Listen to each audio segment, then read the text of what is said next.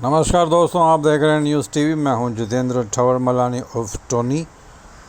दोस्तों, आज सुबह से ही महाराष्ट्र सरकार जो कि बहुत बड़े प्रॉब्लम में आ चुकी है, क्योंकि उनके एक सीनियर नेता एकनाथ शिंदे साहब रिबेल बन चुके हैं।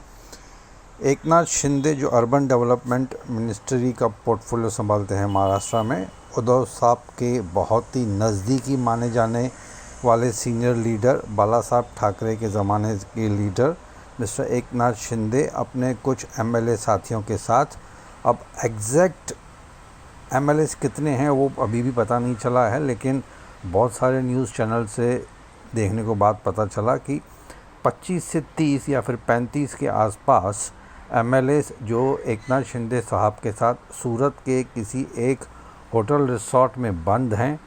उनकी डिमांड है उद्धव साहब ठाकरे से कि कांग्रेस और एनसीपी के साथ नाता तोड़कर वो बीजेपी के साथ अलायंस में आकर महाराष्ट्र की सरकार फिर से बनाएं।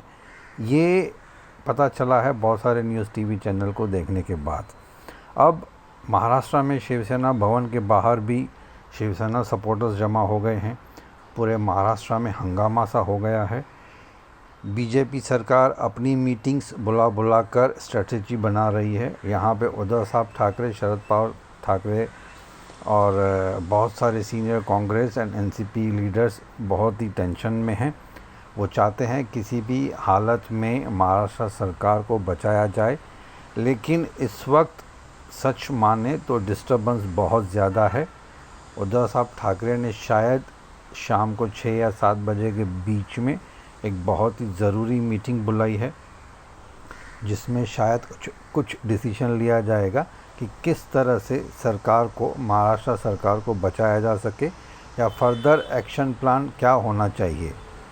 सुनने में आया है कि मिस्टर शरद पवार जो इस वक्त दिल्ली में हैं, शायद मुंबई शाम को उद्धव साहब की बुलाई हुई मीटिंग अटेंड करने के लिए मुंबई पहुंचेंगे।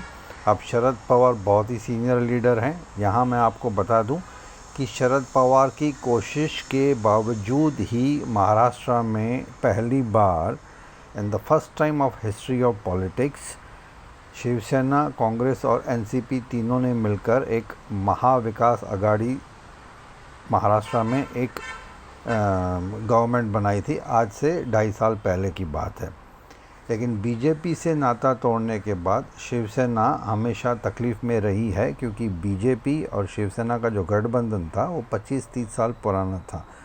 अब देखने की बात ये है, मेरे ख्याल से शाम को या कल तक पता चल जाएगा कि एग्जैक्टली कितने शिवसेना के एमएलएस हैं जो शिवसेना छोड़कर शिंदे साहब को, एकनाथ शिंदे साहब को जेन्युइनली सपोर्ट करते हैं। अब एग्जैक्ट पिक्चर तो मेरे ख्याल से कल या परसों तक आ ही जाएगी, लेकिन अटकलें ये लगाई जा रही हैं। This is only a gas work by all the news TV channel कि ये हो सकता है, वो हो सकता है, बट दिस इज़ डेफिनेट कि महाराष्ट्र सरकार is in big trouble, because 25, 30 या 35 एमएलएस अगर वो शिवसेना छोड़कर किसी और पार्टी को ज्वाइन करते हैं तो शायद सरकार के गिरने के चांसेस लग रहे हैं। लेकिन एग्जैक्ट पोजीशन मेरे ख्याल से आज रात या कल दोपहर तक सामने आ जाएगी। तब तक आप देखते रहिए न्यूज़ टीवी, जो कि हमारा वेब चैनल है www.newstv.co.in।